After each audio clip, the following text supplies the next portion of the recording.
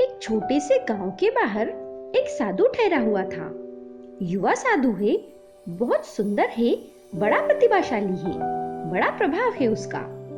गांव के लोग उसे आदर करते हैं, प्रेम करते हैं, सम्मान देते हैं। सारा गांव ही सम्मान करता है। लेकिन एक दिन अचानक सारी हवा बदल गई। गांव में एक कुंवारी लड़की को बच्चा पैदा हुआ और उस लड़की ने कह दिया कि वो बच्चा इस साधु का है। अचानक सारा गांव बदल गया। आदर को अनादर में बदलने में देर थोड़ी ही लगती है, क्योंकि जो आदर देते हैं उनके पीछे अनादर की पूरी तैयारी रहती है कि मौका मिल जाए तो अभी अनादर कर दे। इसलिए जब कोई कभी किसी को आदर दे तो बहुत सावधान रहे। वो अनादर की तैयारी भी कर रहा है किसी भी वक्त, क्योंकि जिन कारणों से वो आदर दे रहा है वे बड़े ही बारीक हैं। जरा ही दूसरे कारण मौजूद हो जाएं तो सब गड़बड़ हो जाएगा।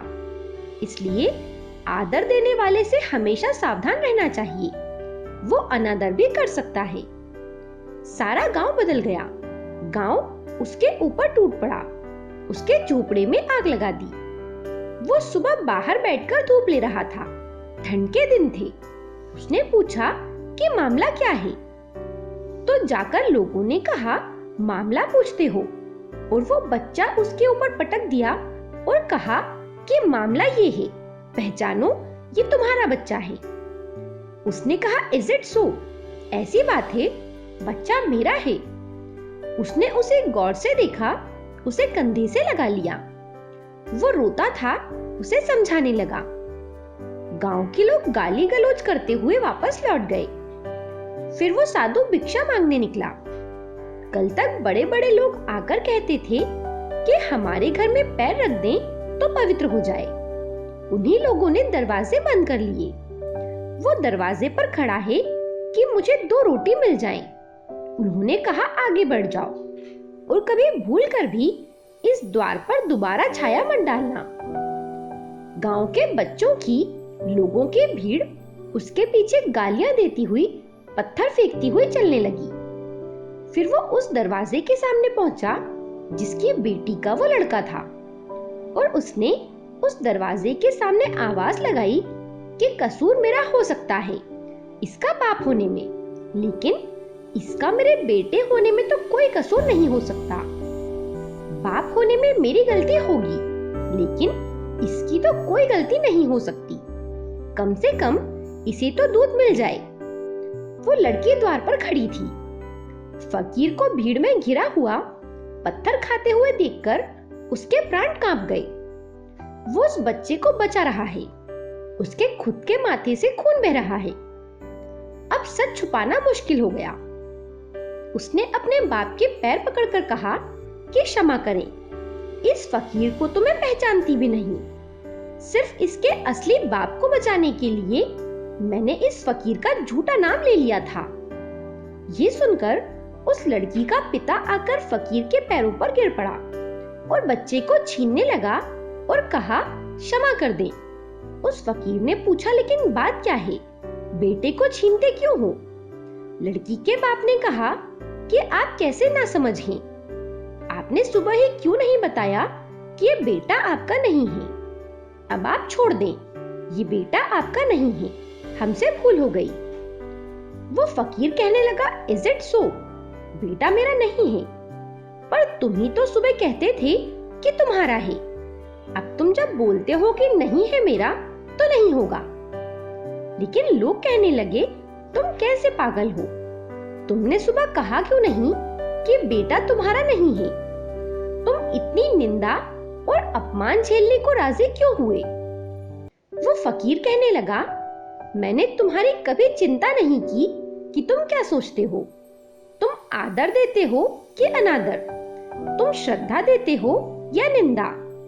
मैंने तुम्हारी आंखों की तरफ देखना कब से बंद कर दिया है, क्योंकि मैं अपनी तरफ देखूं कि तुम्हारी आंखों की तरफ देखूं।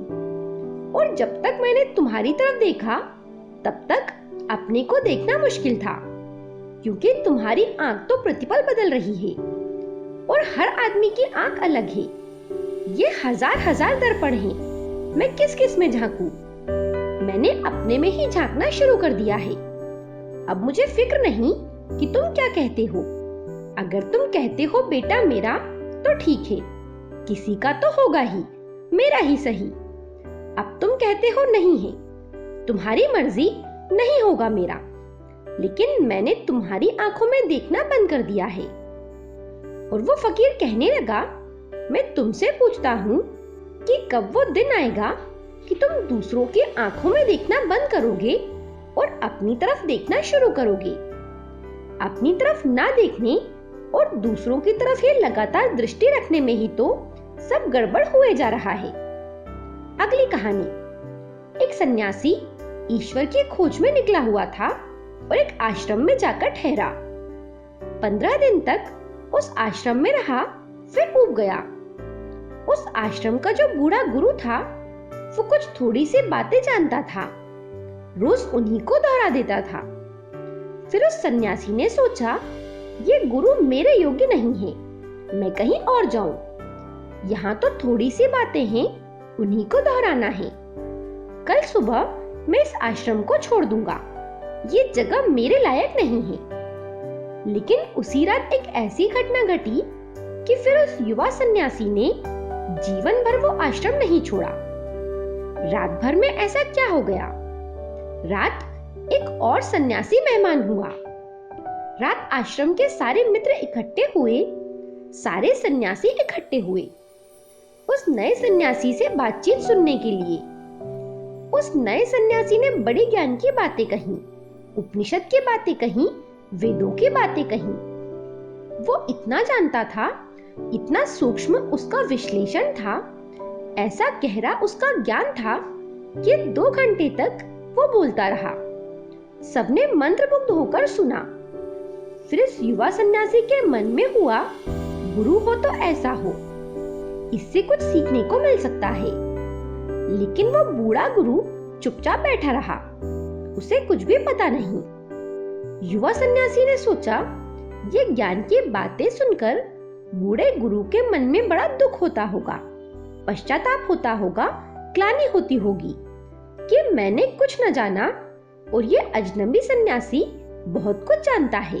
युवा सन्यासी ने यही सोचा कि आज वो वृद्ध गुरु अपने दिल में बहुत दुखी और हीन अनुभव करता होगा।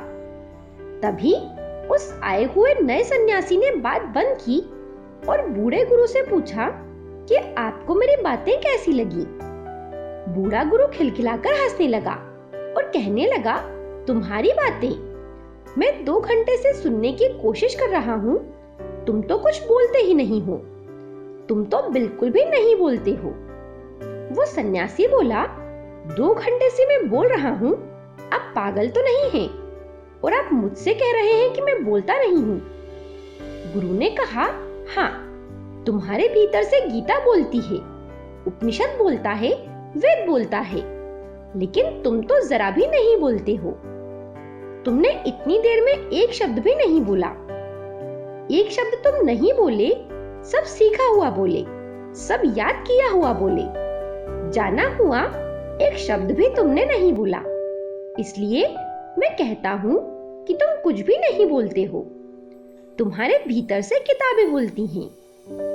ये बात सुनकर सन्यासी के मन को तत्काल दिखाई पड़ गया कि बात तो ये बूढ़ा सच कह रहा है, मेरा अनुभव तो कुछ नहीं है, मैं सब कुछ उधार की बातें बोल रहा हूँ। उसने अपनी गलती मान ली और उसे देखकर आश्रम को छोड़ने वाले सन्यासी को भी बात समझ में आ गई।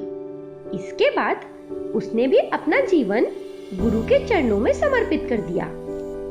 ये दोनों कहानियां ओशो के प्रवचनों से प्रेरित हैं। ये कहानियां आपको कैसी लगी, कमेंट करके जरूर बताएं। मेरे साथ बने रहने के लिए आप सभी का धन्यवाद।